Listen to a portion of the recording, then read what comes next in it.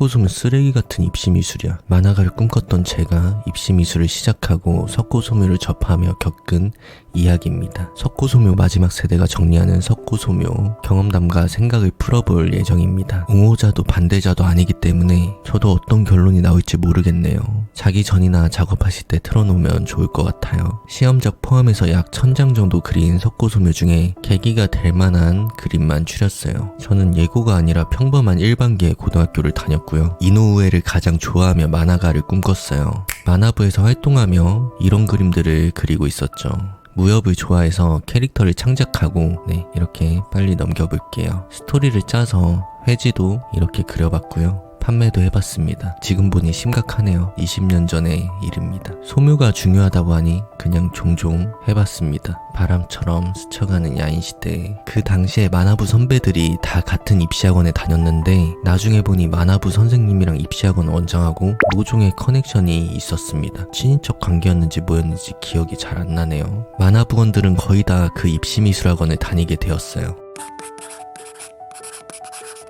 동네에 조그만 입시미술학원이었거든요. 전국 3위의 실력자 선생님이 계신다고 학원 내에 소문이 돌고 있었고 그림을 볼 줄 모르니까 저는 그 그림이 정말 3인자의 실력인 줄 알고 와 존경해야겠다 라는 생각을 했죠. 학원 내에는 학생들에게 신으로 여겨지는 전임 강사였어요. 나중에 알고 보니 학원 연합이 있었고 몇 달에 한 번씩 강사 연구작을 모아서 입시 시험처럼 순위를 가리는데 거기서 한 번 정도 3등을 했던 것이었습니다. 전국 연합도 아니고 10개 학원 정도 모여있는 소규모 연합이었습니다. 입시 학원을 유지하기 위해 흔히 사용하는 방법으로 강사를 올려치는 분위기를 만드는 것이었죠. 아직도 이런 곳이 있나 모르겠네. 고등학교 2학년 말쯤부터 다니기 시작했고 그 선생님은 고3 입시반을 맡고 있어서 마주칠 일이 없었죠. 빨리 시간이 흘러서 전국 3인자에게 배우길 기다렸어요. 그리고 그 기간 동안 대학생 보조 강사에게 배우게 되었습니다. 지금에 와서야 보조 강사는 미대생의 알바 수단이고 누군가를 가리키기에 경험이 많이 부족하다는 것을 알고 있지만 당시에는 너무 대단하고 높아 보이는 선생님이었어요.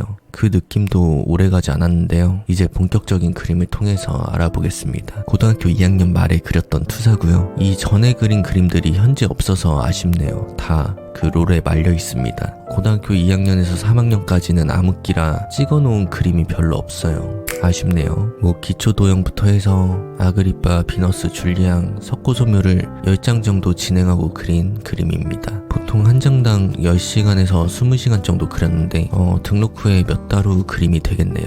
벽면에 걸린 선생님 그림을 참고하며 진행했어요. 그때는 면을 이렇게 나눠줘야지 소묘라고 생각했어요. 매끈한 곳도 이렇게 터치로 나눴죠. 그런데 그림을 왜 이렇게 그려야 하는지 이해가 안 되는 거예요. 하라고 하니까 하긴 하는데 일단 전체적으로 이런 식으로 순환하며 그리는 방식이 맞지 않다고 느꼈어요. 혼자서 이렇게 부분적으로 내려가면서 그리는 방식으로 연습해왔기 때문에 오히려 순환하며 들어가는 방식이 더 어렵고 집중이 안 됐어요. 똑같이 그릴 줄 아는 것이 기본기고 우선이며 저는 이렇게 그리고 싶었거든요. 이거 순환해서 그렸지. 결과로만 보자면요. 물론 똑같이만 그리는 것은 모방의 영역이고 기술적인 부분만 확인해보면서 넘어가면 됩니다. 하이퍼 리얼리즘하고 다른 개념입니다. 이 영상 참고해보시면 확실히 분류하실 수 있으실 거예요. 당시에 제가 그런 분류를 할 수도 없고 대학생 선생님도 사실 잘 모르죠. 부분적으로 그려서 완성하고 싶고 똑같이 그리고 싶어하는 저에게 입시에서는 그렇게 하면 안 된다. 그렇게 하면 못 그린다. 일단 합격하고 하고 싶은 대로 해라. 이런 이야기를 할 수밖에 없죠. 그렇게 배워서 대학을 가고 또 입시 알바를 하고 대물림처럼 이렇게 반복될 수밖에 없는 구조였습니다. 총체적 난국이었던 것이 저는 집에서 그림이 잘 안 그려지면 막 그어버리면서 분노를 표출한다거나 그림을 찍고 구겨서 해소를 했어요. 예술이란 이런 과정을 거치는 것이라 생각했고 또 그 과정에 있는 제가 나름 멋있지 않나 싶었어요. 남다른 히스테릭함, 어쩌면 역사에 남는 예술가가 될지도 막 이래. 그런데 입시를 치르던 고3 선배가 그림이 잘 안 된다고 정권으로 화장실 유리를 박살냈어요. 그리고 자기처럼 되지 말라고 하더라고요.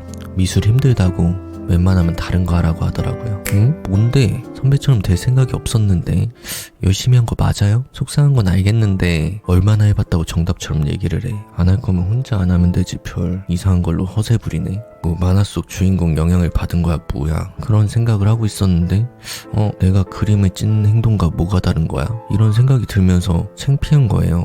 감정 기복이 있어도 그림에는 풀지 말자, 하나하나 소중하게 다루자 라는 각오를 하고 그 뒤로는 절대 그림을 화풀이 대상으로 쓰지 않았습니다. 히스테릭한 예술가는 결국 자신을 통제하지 못한 미숙함이고 낮은 성취도를 드러낼 뿐이라고 생각합니다. 그런다고 갑자기 계획이 없던 의미가 막 담기는 것도 아니잖아요. 어렸을 때는 할 수 있었던 행동들이죠. 사실 저는 그림을 더 잘 그리고 싶어서 학원에 온 것이 1순위고 대학교를 가고 싶은 마음은 2순위였기 때문에 그림으로 설득이 되지 않으면 그 다음 단계로 나아갈 수 없었어요. 제가 가진 이문점을 풀어줄 만한 사람이 주변에 존재하지 않았습니다. 학생은 궁금한데 풀어줄 만한 이론이 없으니 점점 답답해하고 찍어 누르는 방식으로 바뀌어 갔어요. 너가 뭐 입시 시험을 치러봤냐? 한 장이라도 제대로 완성할 수 있냐? 해보고 생각해봐라. 물론 이 말도 맞습니다. 당연히 해봐야죠. 다만 설득하는 과정이 아쉬웠어요. 당황하면 막 화부터 내게 되잖아요. 그런데 선생님의 역할은 그런 거 아니잖아요. 그렇게 고3이 되었는데 전국 3위라 불리던 선생님이 갑자기 학원을 나간 거예요. 직전에 예비 입시생들을 모아서 진도도 정하고 개별 상담도 했기 때문에 그 수업 시간만 기다리고 있었는데 절망적이었습니다. 전국 3위의 실력자를 제가 또 어디서 만나보겠어요. 제가 가진 의문을 그 선생님은 모두 풀어줄 수 있을 거라고 생각했거든요. 그런데 뭐 사실 학원에서 만들어낸 가짜 3위라서 수업을 받았어도 제 생각대로 되지 않았을 겁니다. 그리고 새로운 전임 선생님이 오셨어요. 제가 보기에는 전에 선생님보다 실력이 훨씬 떨어져 보였는데 원장 선생님이 불러서 계속 설득하는 거예요. 정말 잘 그리는 선생님이라고, 너가 몰라서 그러는 거라고. 조금 아닌 것 같은데 친구들도 다 같은 학원 다니고 있어서 그냥 다니기로 했어요. 와, 선택 레전드네. 뚜까 패고 싶다. 입시 소묘에 대해서 안 좋은 편견들이 있잖아요. 외워서 그린다, 창의력 떨어진다, 일률적으로 복사하듯 그린다, 이론이 겉돈다, 면치기다, 이런 모든 집합체의 엑기스를 갖고 있는 선생님이었습니다. 알려주는 방식을 요약하면 무조건 크게 그려라, 앞으로 튀어나오는 거 무조건 강하게, 멀어지는 거 무조건 약하게, 터치는 타닥 이렇게, 밀도 무조건 많이 쌓아라, 돌려, 묶어, 빼, 넣어, 죽여, 털어, 꺾어, 쌓아. 천기백기야 뭐야. 이론과 개념이 빈약한 것은 둘째치고 시범으로 보여주는 표현이 그렇게 와닿지 않았어요. 오로지 입시만을 위해서 양을 늘리고 채우는 방식의 그림입니다. 심지어 그런 그림이 입시에서조차 통할 것 같지 않았고요. 당시에는 SNS가 없었고 미대 입시나 아트앤디자인 같은 잡지를 통해서 정보를 얻었는데 그 그림들과 너무 큰 차이가 있었어요. 그런데 정말 무서운 점은요, 매일 그런 수업을 들으니 저도 모르게 그림을 대할 때 비슷한 방식으로 하게 된다는 거예요.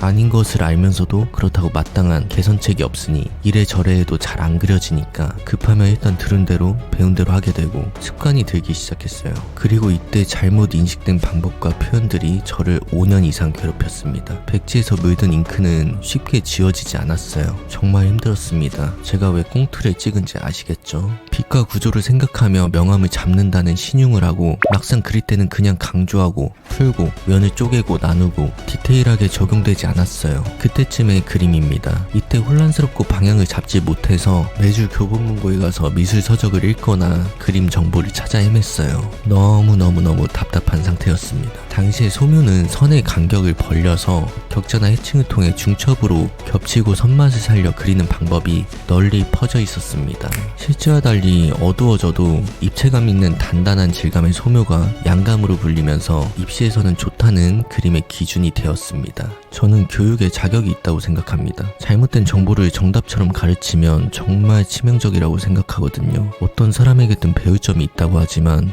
그것은 많은 경험이 쌓인 상태에서 좋은 정보를 골라낼 수 있는 사람이 취할 수 있는 자세지, 초반에 정보를 가려낼 수 없는 상태에서는 무분별하게 정보가 섞이고 잘못될 확률이 높죠. 정보를 걸러낼 걸음망이 없을 때 이런 경우에 놓이면 성장이 굉장히 힘들어집니다. 누군가는 멋모를 때 접한 잘못된 정보로 인해 한 걸음도 수백 걸음을 돌아가게 되고 누군가는 좋은 정보를 통해서 그 시간을 훨씬 압축시킬 수도 있어요. 정보가 전달될 때는 정답까지는 아니어도 적어도 좋은 방향을 띠고 있어야 됩니다. 혼자 그려나가는 것은 상관없어요. 아무도 뭐라고 하지 않습니다. 그러나 그것을 들고 나와서 누군가를 가리키거나 배포하는 경우가 있죠. 제가 잘못된 정보와 짧은 생각에 자주 발작 버튼이 눌리고 이런 영상을 제작하는 이유기도 합니다. 좋은 방향으로 가자고요. 다시 돌아와서 수업 내용은 항상 빈약하다고 느껴졌고 역시 입시 소묘의 한계인가? 이런 생각이 들었어요. 수업 시간에 잡지를 보며 좋다고 생각되는 석고 소묘 그림을 따라 그리기 시작했는데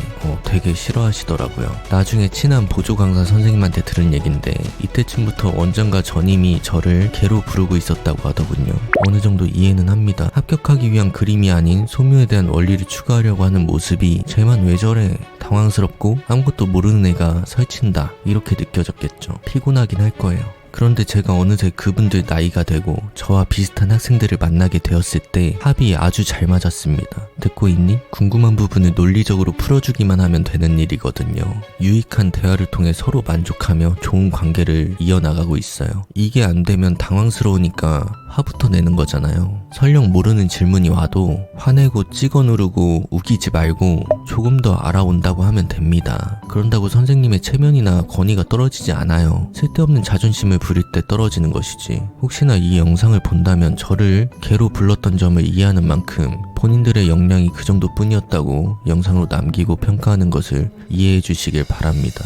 요즘 세상이었으면 정말 큰일 났을 텐데 운 좋으시네. 저는 공부를 안 하고 그림에 올인했어요. 그림으로 수상해서 갈 수 있는 전형이 있었기 때문에 이왕 시작한 거 제일 잘 그려서 그림으로 우뚝 서보자 이런 마음이었어요. 방 안에 석고상과 이젤, 조명을 설치했습니다. 학원 끝나고 집에 와서 주말, 공휴일 상관없이 틈나는 대로 계속 그리기 시작했어요. 친구들이 공부하는 만큼 저는 그림으로 채워야 했죠. 그리고 슬슬 새끼손가락에 문제가 생기는데요. 종이에 대고 그리다 보니까 손톱이 계속 갈려나가고 심할 때는 종이에 피가 막 묻었어요. 그렇게 버리게 된 그림도 꽤 많습니다. 아파. 그래서 새끼손톱은 자르지 않는 버릇이 생겼는데 문제는 손톱 끝이 아닌 손톱 등 쪽이었어요. 등 쪽이 닳아서 사라지니까 닿을 때마다 통증이 심해서 답이 없더라고요. 그때부터 밴드나 테이프로 항상 새끼손가락을 감고 그리기 시작했습니다. 제가 손가락을 다 접고 그릴 수 있을 때까지 이 일은 반복되었어요. 소묘 많이 하신 분들은 공감하실 겁니다.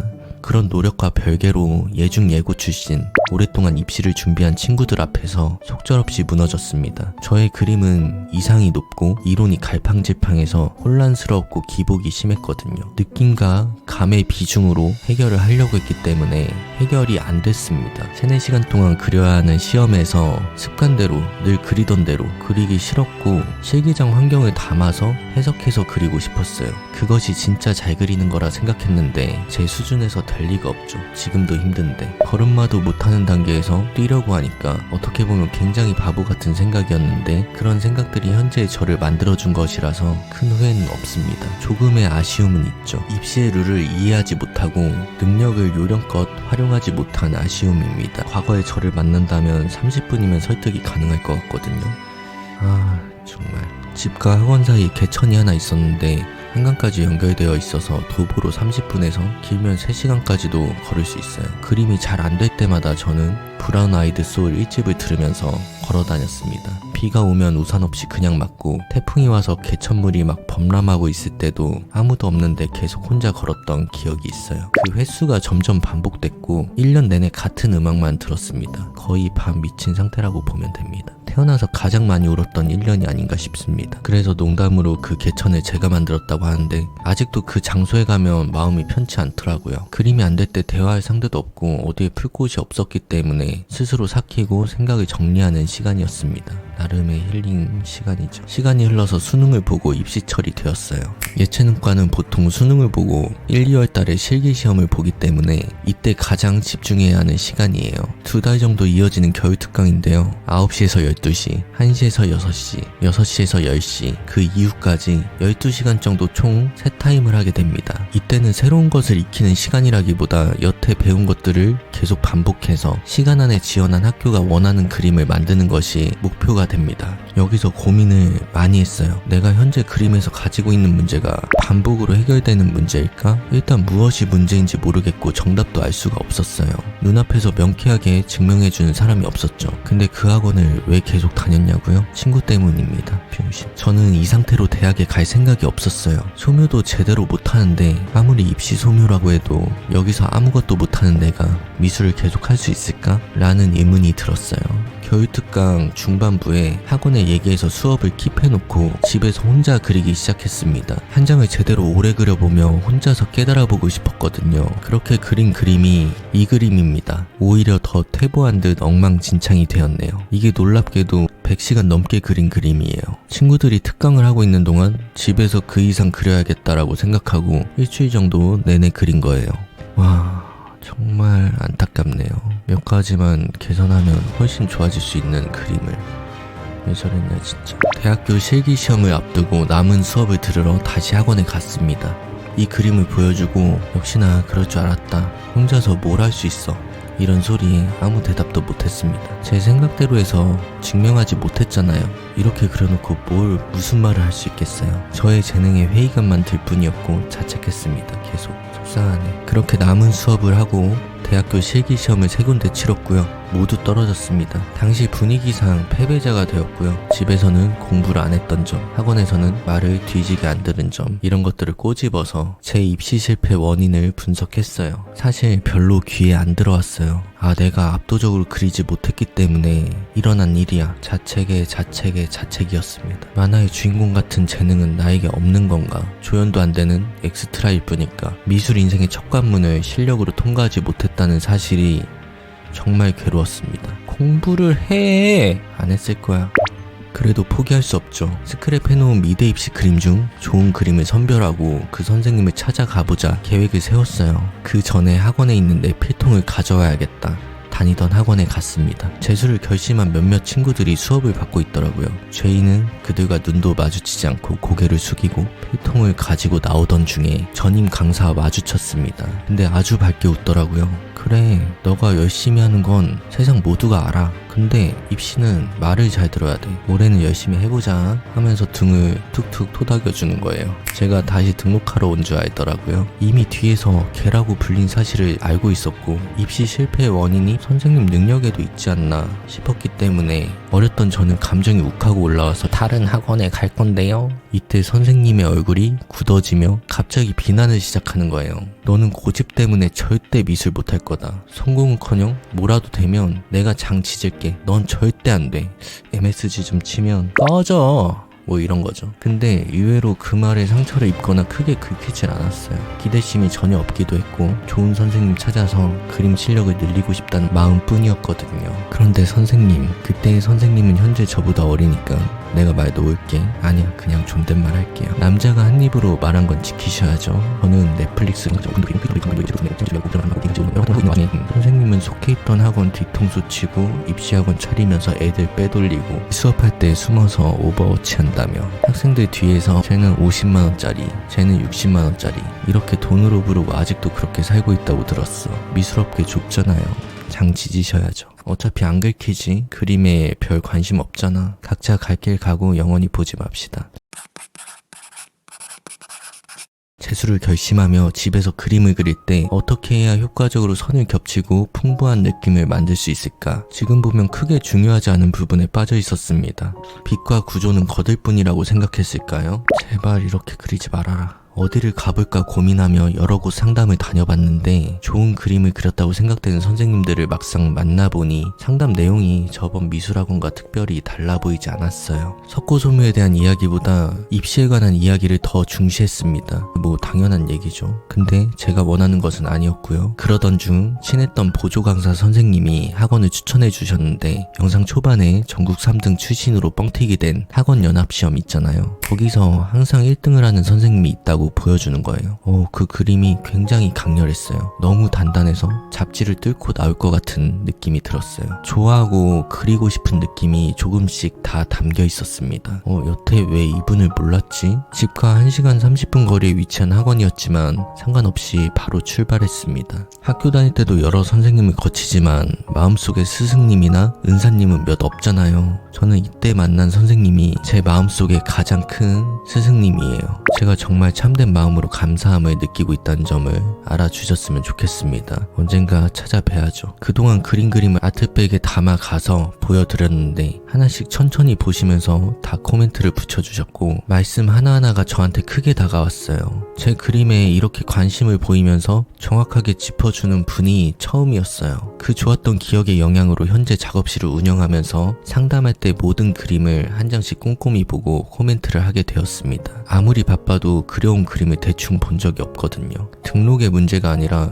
이 과정이 한 사람 미술 인생에 얼마나 큰 영향을 가져다 줄 수 있는지 몸소 느껴봤기 때문입니다. 그 학원을 등록하고 세 번째 그린 줄리앙입니다. 이 전에 비해서 확실히 탄탄하고 강한 느낌이 들기 시작했어요. 입시를 시작하기 전에는 분명 사실적인 느낌이 기본기라 생각했지만 입시 소묘를 해오면서 그 안에 세워져 있는 룰에 빠지게 되었고요. 그 룰 안에서 가장 중시하는 것은 양감과 밀도였습니다. 평가할 때 그림을 일렬로 늘어놓고 비교하며 뽑기 때문에 아무래도 이미지가 강한 그림이 유리하다는 점에서 이런 방법과 스타일이 파생된 겁니다. 이거다. 원하는 방향으로 들어가게 되었다는 생각이 들자 정말 신나게 그렸어요.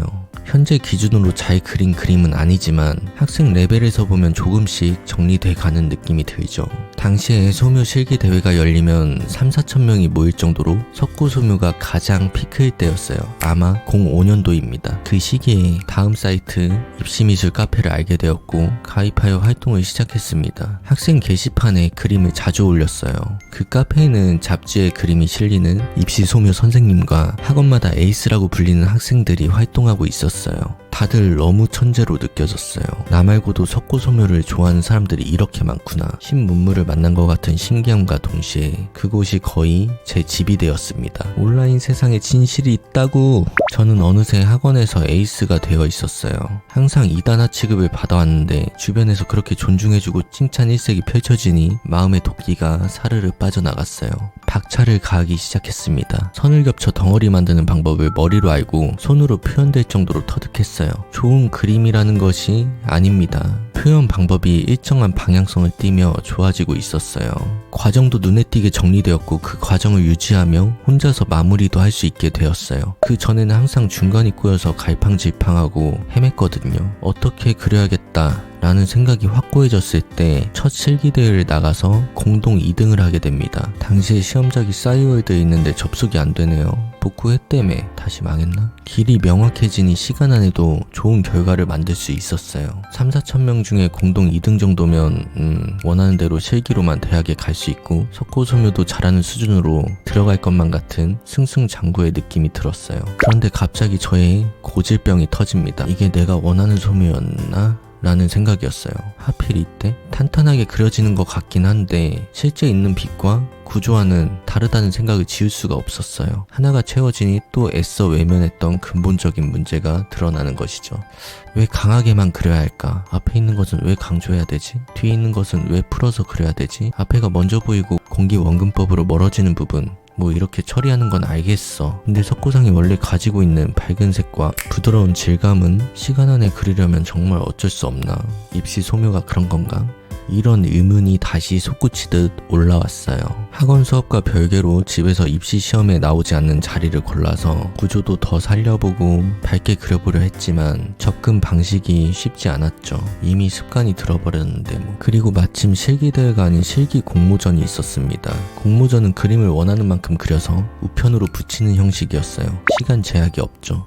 내려놓고 그린 이 줄기향으로 1등을 하게 됩니다. 공모전이라서 몇 대 몇인지는 모르겠는데 처음으로 해본 1등이었습니다. 원하는 레벨까지 도달했다고 생각하지 않았지만 일말의 희망을 봤어요. 그런데 이게 독이 되었을까요? 남은 실기대회에 나갈 때마다 계속 어떻게 해석해서 그릴까 고민에 빠지게 되고 다른 방식으로 시도하면서 완성을 거의 제대로 못 시켰어요. 입선도 못하는 결과가 반복됐습니다. 주변에서 엄청 답답했습니다. 일단 하던 대로 했을 때 결과가 좋으니까 입시를 치르고 원하는 방향으로 가라. 전년도랑 비슷하죠. 이때쯤에 전국 연합시험을 치르게 되었어요. 거의 모든 입시학원이 참가하고 각 학원 선생님이 다른 학원으로 가서 감독관 역할을 해요. 부정행위를 방지하면서 5시간 시험을 보는 방식이에요. 학생은 자기 학원에 가서 시험비를 납부하고 편하게 시험을 치면 됩니다. 그래, 여기서 고집 부리지 말고 원래 그리던 밀도 높은 그림으로 결과를 확인해보자 라는 마음으로 5시간 동안 특별한 해석 없이 배운 대로 그냥 모든 것을 쏟아냈습니다.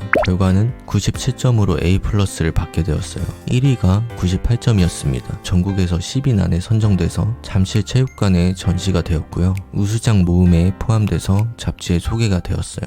싸이월드가 안 열리냐? 왜 1등을 못했을까 궁금해서 잠실체육관 전시장에 가보고 저는 큰 충격에 휩싸였습니다. 같은 학원으로 보이는 1등부터 몇몇의 그림이 좀 더 높은 차원의 그림으로 보였어요. 당시에 저는 이렇게 대비를 많이 사용하고 구조를 뭉뚱그리더라도 크게 묶어 처리하는 방식을 사용했거든요. 그런데 제가 충격받은 그림은 구조의 방향을 하나하나 섬세하게 담아내고 이렇게 어둡지 않은데 입체감을 더 명확하게 나타냈습니다. 설명이 훨씬 잘 된 그림이라는 생각이 들었고 무엇보다 이걸 같은 시간에 그린 거라고? 이건 학생 레벨을 떠나서 날고긴다 하는 선생님 레벨에서도 안 될 것 같은 느낌인데 진짜 차원이 다른데 처음부터 접근 방식이 달라 보였고요. 그런 그림이 무려 5장 정도 있었습니다. 같은 10인에 제가 있다는 것이 창피할 정도였어요. 제 그림을 뜯어서 집으로 도망가고 싶었거든요. 그때가 8, 9월 달로 기억하는데 많이 방황하기 시작했습니다. 물론 그림은 계속 그리고 있지만 어떻게 해야 될지 갈피가 잡히지 않았어요. 주변에서는 너도 전국에서 10명 안에 든 거 아니냐, 복잡한 생각은 조금 참고 그동안 잘한 대로 입시까지 이어나가자고 했어요.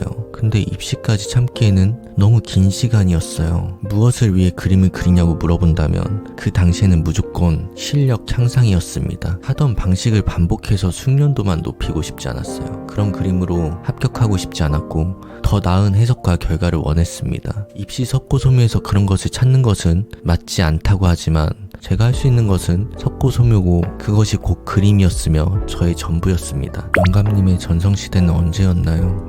그리고 실제로 그런 이상적인 내용이 담긴 그림을 보게 되었잖아요. 학원을 옮길 생각은 없었어요. 그때 선생님이 제 은인이셨거든요. 개선해도 여기서 개선해야겠다고 마음을 먹었어요. 감사합니다. 여전히 꼴불견이었을 텐데 나름대로 거친 느낌을 줄여보려 했습니다. 이때까지도 면이 만들어지는 원리를 몰랐기 때문에 이런 방식으로는 줄일 수가 없었습니다. 조금 더 정리되고 차분해지는 느낌은 있었지만 여전히 강하게 그리지 않으면 허전함을 느껴서 계속 강하게 찍어서 그릴 수밖에 없었어요. 약하게 그리기에는 뒷받침할 만한 근거와 방법이 부족했어요. 몇 마디면 풀릴 수 있는 고정관념인데 이게 아쉽네 또. 매끈한 면, 단이라던가 얼굴 부분도 이렇게 나누지 않으면 좀이 쑤시고 밋밋하다는 것은 무언가 잘못 그렸다거나 덜 그린 느낌으로 다가왔어요. 밋밋한 면으로 존재하면 오히려 더 원리에 가깝게도 표현할 수 있는데 그런 작은 개념조차 절대로 도달할 수 없었던 시기입니다. 알고 나면 정말 간단한데 이해가 가면서도 이해가 안 가긴 해. 왜 이렇게 그리냐고. 공기원근법 반사광 내 맘대로 주기만 하면 적용된다고 생각했을까? 그리고 개인적으로 한 단계 탈피하게 된 아그리빠가 완성되었습니다. 드디어 원하는 각도로 면을 꺾어서 구조를 만드는 초입 단계에 들어왔다고 생각했어요. 이런 작은 각도의 면을 만들었는데 참고했던 그림이 전국연합시험에서 충격을 받았던 학생의 학원 선생님 작품이었어요. 그리고 그 기세를 몰아 자료 참고 없이 반대쪽 측면을 한 번 더 그려봤는데 쉽게 적용이 안 되더라고요. 적용이 안 되니 또 밀도로 채우게 되는 악순환이 벌어졌습니다. 한 번에 개선되는 경우는 절대 없죠. 깨달았다. 레벨업. 만화에나 있는 일입니다. 입시 시험이 코앞인데 혼자 연구작을 뽑고 있으니까 굉장히 답답할 수밖에 없죠. 얘기 정말 많이 들었습니다. 그래도 작년과는 달리 모두 애정 담긴 걱정이라 정말 감사하게 생각해요. 근데 사실 이때 저 혼자 생각했습니다. 1년 더 해야겠다. 1년만 더 주어지면 원하는 거 다 챙겨서 대학에 갈 수 있겠다 라고 생각했어요. 얘기하다 보니 혼자 입시에서 다른 게임을 하고 있는 느낌이네요. 적당히 타협을 했으면 어땠을까 궁금하긴 하네요. 그 결과가. 저는 겨울 특강을 하다가 2주 정도 지났나? 지각하는 바람에 복도에서 다른 반 선생님에게 야구 배트로 엉덩이를 몇 대 맞고 이참에 잘됐다 싶어서 도망쳤습니다. 그래도 1년 전과 다르게 3타임 중에 2타임을 참석했어요. 3타임을 2달간 온전히 참고 버틴 기억이 없다는 게 아쉽긴 합니다. 참고 이겨낸 경험도 정말 소중한 건데. 그리고 이런 그림을 그렸습니다. 이때 다음 카페에 소묘팀이 있었는데 소묘를 좋아하는 젊은 선생님이 모여있는 팀이었고요.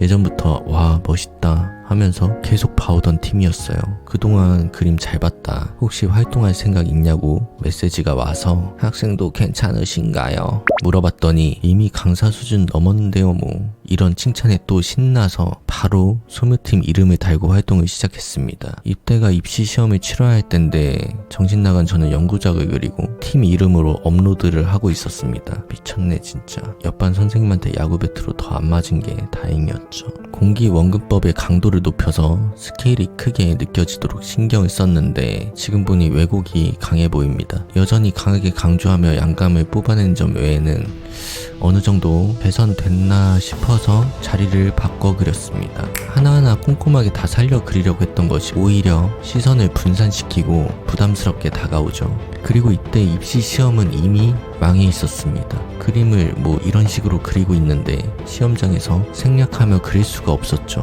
못 그린다기보다 그렇게 그리는 순간 저는 죽어 있는 것과 다름없다고 생각했어요. 이 부분을 친구들과 이야기할 때마다 친구들 미쳤습니다. 저도 지금 말하면 미칠 것 같은데 그래서 점점 이야기를 안 하게 됐어요. 무건수행 시작입니다. 절대 말 안 해. 그렇게 삼수를 결정하게 되고 짐을 챙겨 나오는 길에 선생님과 긴 대화를 끝으로 좋은 인연을 남겼습니다. 왕복 3시간 거리였지만 저에게는 정말 좋은 추억이었습니다. 돌아오는 길에 홍대에서 희귀의 석고상을 하나 사왔습니다. 삼수는 저에게 큰 문제로 다가오진 않았어요. 집에서는 억장이 무너지겠지만 저는 그렇게 생각했습니다. 자식이 꿈이 있다면 밀어줘야 된다. 꿈 없이 놀기만 하면 잡들이 한번 하긴 해야죠. 뻔뻔함이 성공을 이끈다. 조금씩 감 잡아가는 석고소묘를 발전시킬 수 있다는 생각뿐이었어요. 쉬는 기간 없이 바로 제 방에서 희게를 그리기 시작했는데 무언가 깨달았는지 과정이 생각보다 잘 풀렸어요. 그리고 이 그림과 그동안 그린 그림을 아트백에 넣어서 예전에 전국연합시험에서 충격을 준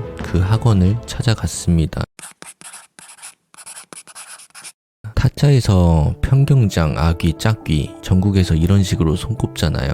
이때쯤에 석고소묘하면 2분이 손꼽혔습니다. 그중 한 분을 찾아간 거예요. 이런 정보에 닿는데도 정말 오래 걸린 거죠. 상담실에 들어갔는데 부원장이란 분이 몇 가지 조사를 했습니다. 삼수라는 얘기를 듣더니 올해는 열심히 그림 좀 그리자. 학원도 웬만하면 빠지지 말고 꽤 긴 시간 성실함, 열정, 노력, 바른 생활 이런 것들을 강조하는 설교를 늘어놓았습니다. 눈물이 핑 돌더라고요. 삼수라는 게 양아치로 보이는 선입견이 있나 보네. 집에 갈까 하다가 그래도 그 선생님하고 얘기는 해봐야겠다 라는 생각에 아트백을 책상에 올리면서 그동안 그린 그림 가져왔습니다 했더니 굉장히 심드렁한 표정으로 열어봐. 앞에 설교들과 연결해봤을 때 삼수한 너가 뭘 그려왔겠냐 라는 뉘앙스가 분명했죠. 아트백을 열고 그림을 한 장 한 장 보시다가 갑자기 눈이 휘둥그레해지더니 잠시만 기다려봐 하고 나가셨어요. 그리고 몇 분 후 그 소묘 선생님과 같이 들어왔습니다. 아직도 그 장면이 생생히 기억나는 게 2분이 들어오시면서 그 선생님이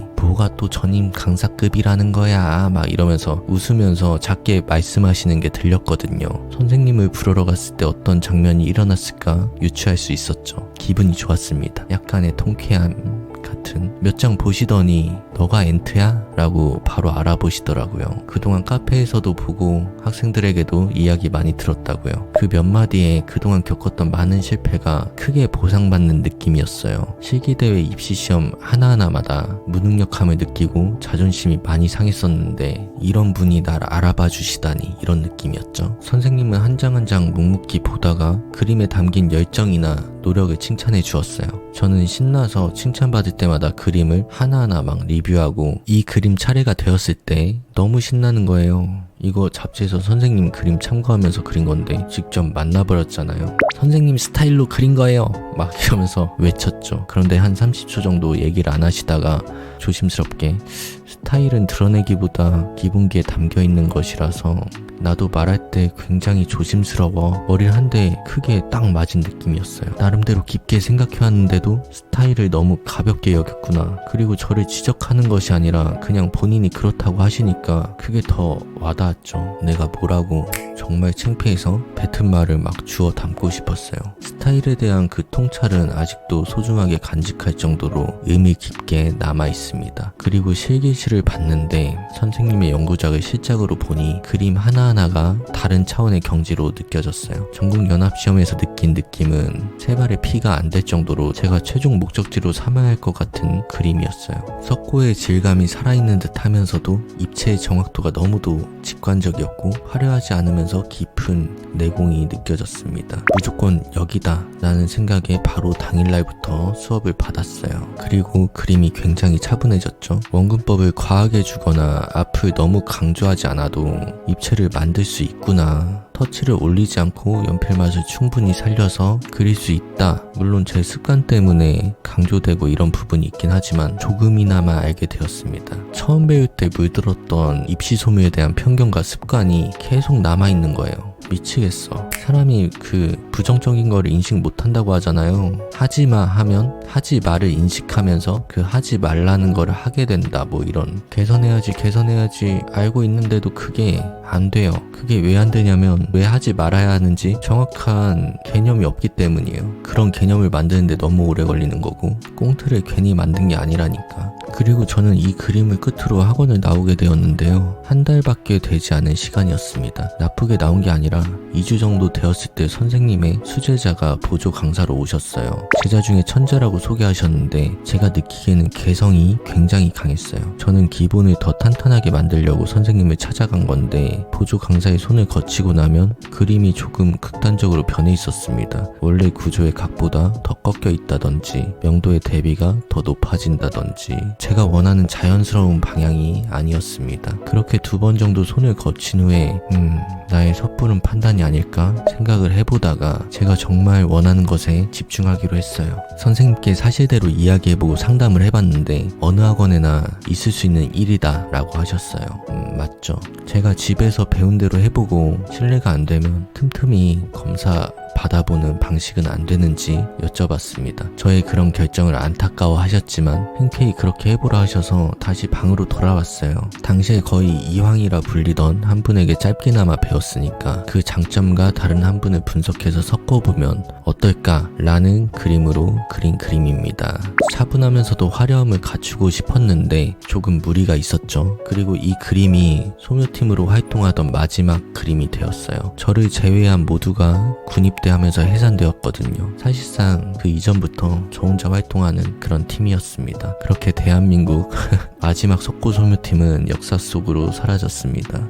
잘들 지내시죠? 만난 적이 한 번도 없어. 온라인에 진실이 있어. 그럼 됐지. 직관적인 해석을 중심으로 그리려고 하다 보니까 중첩이 약해지고 그것은 곧 부피감 하락으로 연결이 되었습니다. 기존에 그렸던 그림보다 확실히 양감이 얇죠. 시간이 남을 때 학원가를 돌면서 여러 석고소묘를 감상했어요. 그리고 더 돌 곳이 없어서 무궁화호를 타고 지방을 돌면서 잘 그리는 분들 만나서 이야기도 해보고 견학식으로 잠시 그려보기도 하고 정체되지 않기 위해서 계속 꾸준히 돌아다녔습니다.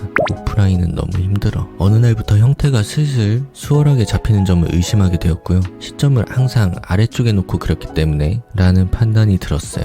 그래서 시점을 위로 설정하기 위해서 석고상을 아래에 놓고 그리기 시작했습니다. 희게는 고개를 들고 있어서 아래에 있어도 눈을 마주치게 되는 희한한 구도가 나왔어요. 처리할 때 많이 당황했습니다. 나는 결국 습관충이었던 것인가. 아리아스는 역시 그릴 부분이 너무 많아요. 이런 부분을 생략해서 그리자니 덜 그린 것 같고 다 그리자니 계속 분산되고 알 것 같으면서 모르겠는 결과에 3년째 흔들리는 중이었습니다. 조금 더 러프하게 접근해 볼까 하면서 그렸는데 여기 반사광을 강조하기 위한 배경 처리가 큰 패착입니다. 저렇게 하면 공간이 딱 막혀버립니다. 배경을 그려본 적 없으니 이해도가 크게 떨어질 때였고 표현은 또 한없이 거칠어졌어요. 이게 방향 잡기가 정말 힘들어요. 잡았다가 놓쳤다가 막 이러거든요. 다시 차분하게 들어갔는데 시점 고정이 안 돼서 얼굴을 그릴 때, 가슴을 그릴 때, 단을 그릴 때 계속 다른 시점으로 그렸어요. 시점의 개념이 부족하니 계속 왜 이상해 이거. 고쳐도 당시에는 알 수가 없었습니다. 시점 간단한 걸 놓쳐버리네. 러프함과 부드러움을 섞어봤습니다. 계속 느낌으로 조합하고 있죠. 그게 중요한 건 아닌데 말이지. 그동안 그린 아리아스 중에 가장 의도가 잘 담겼지만 단쪽의 이 거친 느낌이 거리감을 상쇄하게 되는 악수가 되었습니다. 거리에 따라 어떤 표현이 효과적인지 전혀 몰랐어요. 계속 몰라. 선배의 화장실 유리, 정권 찌르기 이후로 그림을 그리면서 포기한 적이 없었는데 저는 한 장을 그리면 무조건 마무리될 때까지 놓지 않았습니다. 근데 줄리앙 정면을 내려서 그리니까 이게 해결이 안 나는 거예요. 그리다가 포기하게 된 게 몇 년 만인지 모르겠습니다. 뭐 하나 확신이 들지 않는 상태에서 실기대회가 또 열립니다. 그리고 모두 다 말아먹었습니다. 역대 최하의 결과로 뭐하는 인간이지 이거? 한숨이 너무 많이 나오네. 전년도에 분명히 시간을 극복했던 경험이 있는데 해석해서 그려야 한다는 강박으로 시간이 계속 모자라요. 하나의 실기대회를 실패할 때마다 심장이 칼로 도려내지는 듯한 고통을 받았어요. 아마 이때쯤에 숨겨져 있던 탈모 유전자의 봉인이 풀리기 시작한 것 같아요. 아무리 저라도 삼수까지가 한계점이라 생각했거든요. 제가 정한 기간이긴 하지만 집에서는 크게 눈치가 보이는 상황이고 이 정도까지 하면서도 안 되면 어쩔 수 없는 건가? 마음이 많이 약해지고 있었어요. 이렇게 몇 년을 해도 쉽지가 않은데 제가 먼 훗날에 디지털 페인팅을 하러 다닐 때 만난 선생님이 자신은 3달 만에 석고소묘를 마스터했다고, 모든 강사보다 훨씬 더 잘 그렸다고 이러는 거예요. 그러지 말지. 어느 정도의 레벨인지 짐작이 딱 가버리더라고. 알려주는 선생님들조차 소묘를 짧은 경험으로 판단하는 모습을 보게 되면 제 입장에서는 답답할 수밖에 없겠죠. 직접 해보면 입시 소묘가 그렇게 만만하지 않습니다. 죄송합니다. 마침 실기대회가 아니라 실기 공모전이 또 열려서 시간이 있으면 자신 있지 하면서 했더니 또 1등을 하게 되고 자존감이 조금 회복되었습니다. 전년도에 이어서 2연패였는데 수시 점수에는 크게 반영이 안 돼서 아쉬웠어요. 그림이 그래도 많이 차분해졌네요. 방구석에서 많은 일이 있었네. 그동안 연습했던 방법을 조합해서 또 섞어보는 시간을 가졌습니다. 다양한 느낌이 섞여있는 만큼 입체감은 꽤 많이 흔들리고 있어요. 과하긴 해. 방향이 너무 많아요. 면을 처리하는 방식에서 아직도 그 특유의 쪼가 느껴지고 끝까지 이런 연필 맛을 놓칠 못하겠더라고요. 반상황도 느닷없이 강하게 줘버리고 제가 이 그림들을 들고 다시 선생님을 만나러 갔을 때 평가하시길 조금 시끄럽다고 하셨어요. 야, 너 조용히 해.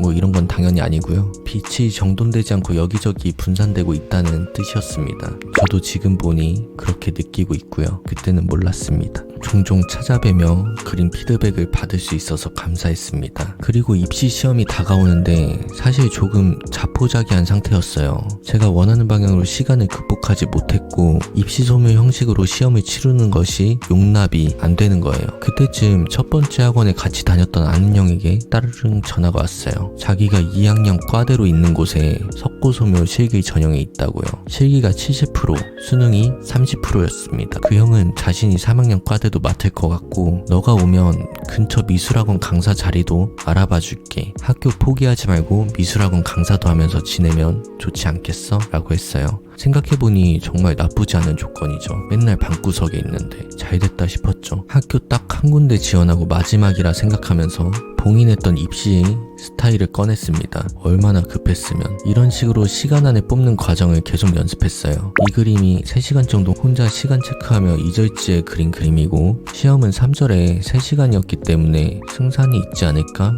싶었어요. 될 놈 될. 운 좋게 같은 자리가 나오고 장학금을 받으면서 서양학과에 입학하게 되었습니다.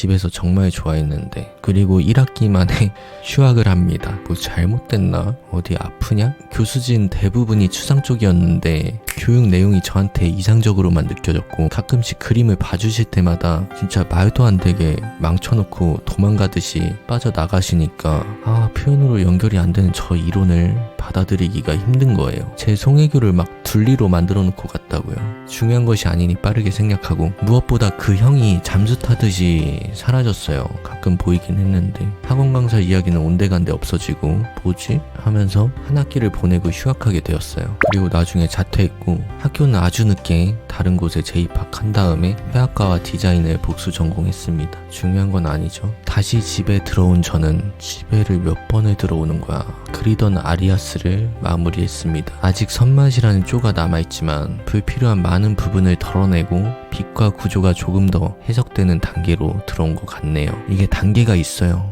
그냥 뭐 빛과 구조를 공부했다 해서 바로 표현이 되는 것도 아니고, 표현하면서 하면서 이해도가 계속 늘어갑니다. 단기간에 그냥 석고소묘 해봤다 정도로는 그 근본에 접근하기가 힘든 게 맞아요. 군입대를 할까 하다가 대기가 1년 정도 남아서 삼수할 때 그 선생님한테 연락해봅니다. 반갑게 맞이해 주셨고, 혹시 나가서 그림 좀 그려도 되냐고 여쭤봤더니 흔쾌히 받아주셨어요. 다시 학원에 나가서 그림을 그렸습니다. 이때쯤엔 석고소묘가 입시에서 거의 사라진 상태라 소재가 인물, 사물, 손, 자료를 참고해서 그리는 식으로 바뀌었거든요. 그리고 현재까지도 석고소묘는 거의 없는 것으로 알고 있어요.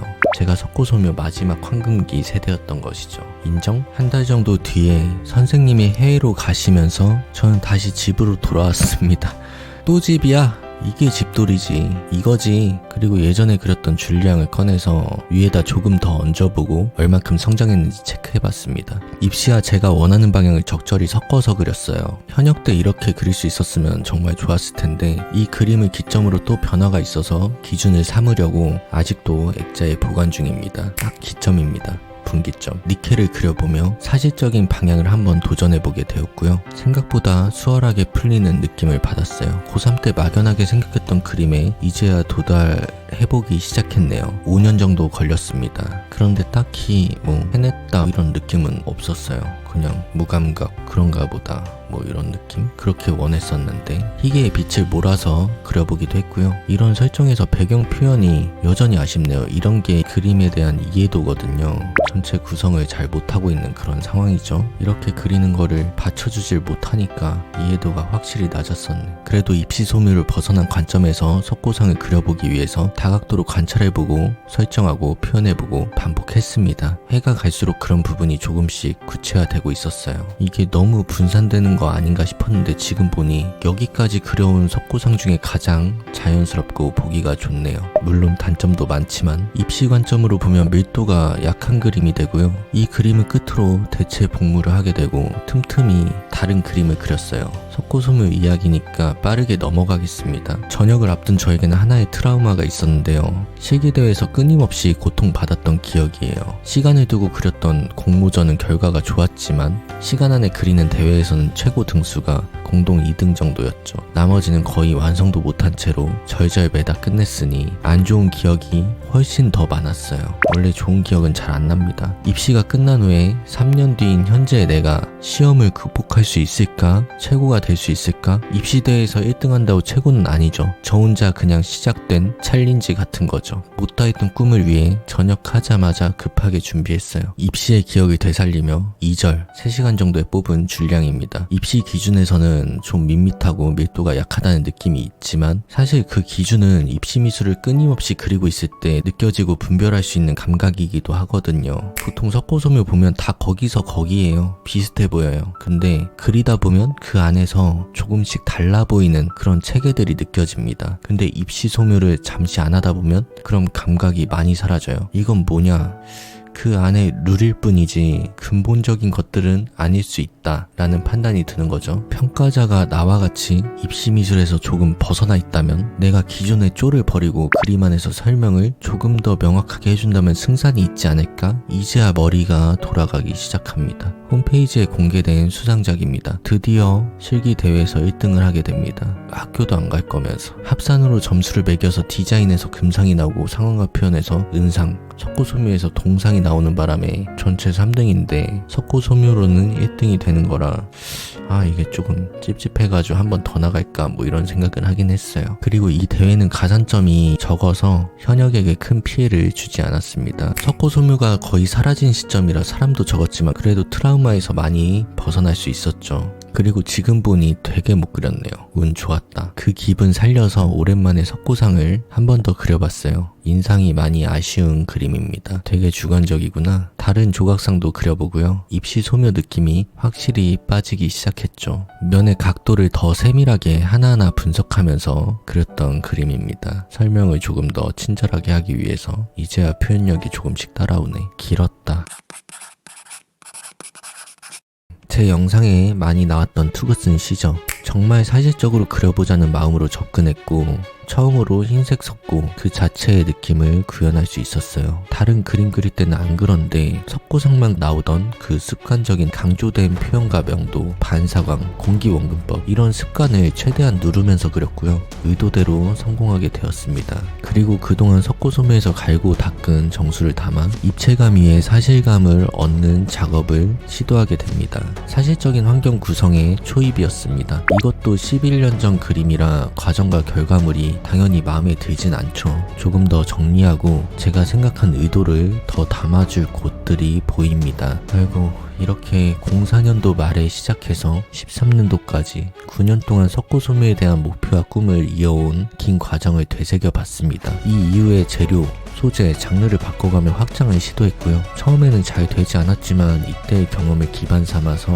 헤쳐나갈 수 있었어요. 석고상은 저에게 애증과 같은 존재였지만 이제는 그립기도 하고 오랜만에 연락해도 언제라도 어색하지 않은 가장 친한 친구 같은 존재로 느껴지네요. 재료를 바꾸면서도 가끔 조각상을 그리게 되었어요.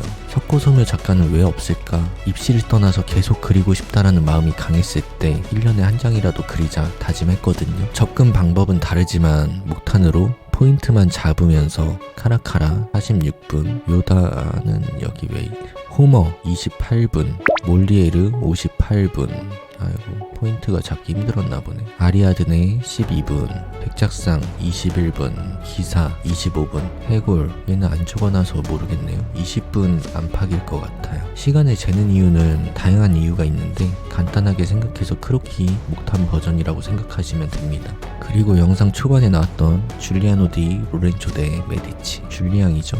페인팅으로 5시간 정도 걸렸습니다. 예전에 제가 보면 기절초풍할 것 같은데 이런 결과들이 어떤 시각에서는 많이 부족할 수 있어요. 어차피 대상을 보고 그리는 거잖아. 이런 부분에 대해서 영상도 찍어놨지만 그냥 가장 중요한 것은 취향이나 감정, 자기만의 시각으로 누군가의 노력을 깎아내려서는 안 된다는 것이에요. 합당한 과정과 결과가 있다면 서로 인정하고 교류하는 분위기가 있었으면 좋겠어요. 입시소묘, 석고소묘를 하면 좋지 않다는 이야기가 많잖아요. 좋았던 경우와 안 좋았던 경우를 모두 겪어본 입장에서 저는 좋았다고 얘기하고 싶습니다. 때로는 불필요하고 힘들었던 시간도 공기중으로 흩어지는 것이 아니라 땅속에 스며들어서 뿌리가 커질수록 양분으로 흡수가 되더라고요. 그 시간이 돌고 돌아 오래 걸렸지만 그 과정에서 수많은 좌절과 극복을 반복하고 이겨낸 경험이 조금씩 성숙하게 만들어주지 않았나 싶습니다. 그깟 입시 석고소묘 좀 한 것 같다가 무슨 통달한 것 마냥 말해. 석고소묘가 제 전부였기 때문에 인생을 올인했었고 그 과정에서 깨달은 부분에 대해 이야기를 풀어보는 것 뿐입니다. 정답이라고 강요하진 않을게요. 서로의 경험이 다르기 때문에 좋은 인식을 만드는 것이 쉽지가 않아요. 판단은 여러분에게 맡길 수밖에 없습니다. 그렇다고 입시 석고소묘를 꼭 해야 하냐 한다면 꼭 그렇지는 않습니다. 한때는 석고소묘 만능설이 돌았었죠. 모든 그림의 기초이며 꼭 거쳐가야 하는 관문으로요. 제 경험을 살펴보며 정리해보면 기본적인 원리를 잘 모른 채로 그린 기간이 길었고 당시에는 기본 원리를 이해하면서 그린다고 생각했지만 돌이켜 생각해보면 단순한 접근으로 그림을 그린 것이죠. 빛과 구조의 세부적인 개념까지 파악하지 못하고 특정한 패턴에 능숙해진 거예요. 빛 방향을 한쪽으로 몰아 대비를 강하게 주고 입체감을 위해서 질감을 포기하게 되는 강하기만 한 그림이었어요. 연필에 대한 숙련도가 높아지면 높아질수록 원리에서 벗어나는 불필요한 터치와 습관적인 처리 방식들에 맛이 들렸죠. 석고소묘의 룰이자 연필의 맛이라고 착각하면서 그림이 좋은 방향으로 가고 있다고 느꼈어요. 근거 부족한 표현들을 느낌으로 덮으며 얼버무린 건데, 그럼에도 석고소묘 만능설에 대해서 굉장히 공감했던 기간이 있습니다. 석고소묘가 답이고 무조건 해야 되는 그림의 기본이라고 생각했어요. 심지어 같은 소묘여도 다른 소재, 다른 연필화를 보면 저거 그대로 따라 그린 그림 아니야? 사진처럼 그리는 그림, 베껴 그리는 그림, 이렇게 인식이 됐어요. 그런 개념으로 극사실화를 굉장히 싫어했고요. 석고소묘처럼 이해를 바탕으로 만들어져야 깊은 그림이 된다는 착각이었죠. 이게 입장 차이가 참 재밌죠. 석고를 다양한 관점으로 그리기 시작하면서 빛을 조절하여 밝게도 그려보고 느낌을 변형해서 감각적인 표현 방식을 만들어 보기도 했죠. 사실적으로도 그려보고 드로잉을 섞는 등 나름 파격적인 시도를 해보고요. 이렇게 다양한 버전으로 소화할 수 있다면 모든 것을 다 잘 그릴 줄 알았어요. 그동안 듣고 보고 배울 때 주변에서 입을 모아 하는 소리였기 때문이죠. 석고소묘를 접하지 못했던 경우에 소묘에 대한 로망이나 갈망이 담겨서 아쉬워하며 얘기하는 모습을 자주 봤어요. 이런 계기들로 석고소묘 자체가 기본이라는 확신을 갖게 된 겁니다. 그리고 익숙해졌을 무렵 나는 기본기가 정말 탄탄해. 재료와 장르 변경을 시도했는데 전혀 적용되지 않죠. 제 영상들 보면 왜 적용이 안 됐는지 알 수 있습니다. 석고소묘는 미술의 한 장르입니다. 기본기를 익힐 수 있는 필수 관문처럼 여겨졌지만 특정한 소재를 놓고 그리는 정물화 장르 중 하나일 뿐이죠. 조각상을 본떠 만든 석고상은 소재가 석고로 하얗고 매끈합니다. 대부분 두상부터 흉상까지의 구조를 담고 있고 시선을 빼앗을 만한 색과 무늬가 빠져 있어요. 이런 특성이 있기에 빛과 구조를 익혀나가기 적합한 소재가 된 것이죠. 세상에는 너무도 다양한 소재들이 있습니다. 색, 질감, 무늬, 형태 모두 다양하죠. 이 대상들의 빛과 시점을 조절하여 평면 공간에서 연출을 계획합니다. 실제로 존재하는 3차원 공간을 표현에 담을 수도 있고요. 평면에만 존재하는 2차원 표현 방식을 선택할 수도 있어요. 재료마다 가지고 있는 특성을 활용해서 고유의 느낌을 구축할 수도 있죠. 선택지를 나누고 병합하는 과정에서 그림에 대한 이해도가 조금씩 만들어집니다. 이것이 그림의 기본기라고 부를 수 있는 큰 바탕이 됩니다. 하나의 장르, 소재, 재료가 그림을 대표할 수 있다는 생각은 과도기에서 오는 좁은 시각입니다. 입시 석고소묘는 확실히 조형 원리에서 조금 벗어나 있는 위치에 있을 수 있어요. 시간 안에 그려야 하는 제약과 경쟁으로 인해 자극적으로 변형된 상태가 많죠.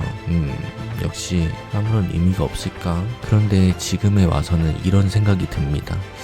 그림에 꼭 뭔가를 담아야 되는 건가? 의도하는 생각을 담지 않으면 그것은 의미가 없는 그림일까? 세상을 관통하거나 큰 메시지를 담아야 고차원적인 그림이 되는 건가? 의문이 들 때가 많아요. 물론 담으면 좋죠. 제 석고소묘에는 잘 그리고 싶다는 마음, 막히는 구간을 뚫어내고 끝까지 만들어냈던 성취감, 다른 일을 할 때 나오지 않았던 열정, 노력, 좌절, 패기 등 돌이킬 수 없는 그때만의 공기가 모두 담겨 있다고 생각해요. 이것은 아무 의미가 없을까요? 무시하면 정말 나쁜 사람 같은데. 결국 의미는 담기 나름입니다. 저는 입시소묘 기반으로 올라왔고 현재는 꼭 해야 한다, 하지 말아야 한다 한쪽의 입장이 아니라 개인적으로는 좋았다. 그렇지만 꼭 해야 하는 것은 아니다. 하지만 누군가 쉽게 말하고 깎아내린다면 조금 더 경험해보고 판단을 해보라고 말씀드리고 싶은 거예요. 신격화도 하기 싫고 쓰레기 취급도 하기 싫은 거예요. 극단성은 시야를 좁게 만듭니다. 존재하는 것은 모두 이유가 있고 해석 방법에 따라서 가치는 크게 달라지는 거예요. 존재의 이유를 찾아나가는 과정에서 좋은 선택을 하길 바라는 마음입니다. 제발 어느 정도의 편견이 풀리길 바라면서 이번에는 분량이 너무 많아서 언제 돌아올지 모르겠습니다. 재밌게 보셨는지 모르겠네요. 다음에 또 뵙겠습니다. 감사합니다.